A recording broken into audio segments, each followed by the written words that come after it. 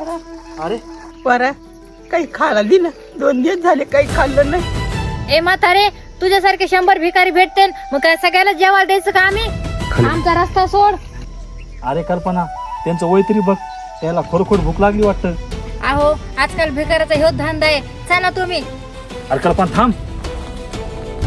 आजी, तुम्ही माझ्यासोबत चला, आपल्या घरी जवळच आहे, मी तुम्हाला काहीतरी खायला देतो. अहो वेट बीट लागलं का तुम्हाला? कोणाला बी घरी घेऊन जातात? अगं कल्पना, याच्या जागा जर तुझी आई असती, यांना पण कोणीतरी मदत केली असती ना.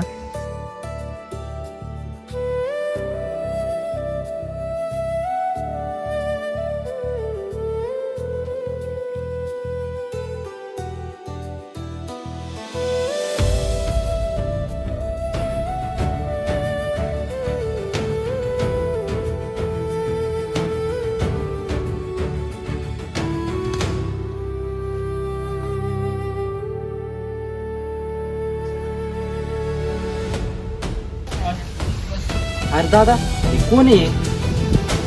कोण असणार? रस्त्यावरची भिकारी नसणार.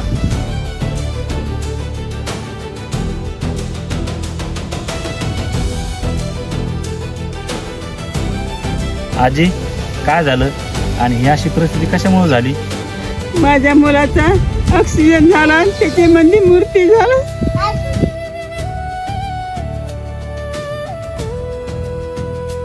घरातलं तूच बघत आता सगळं.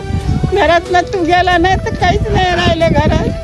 काही दिवसानं ते आजारी पडले, ते बी मला सोडून गेले.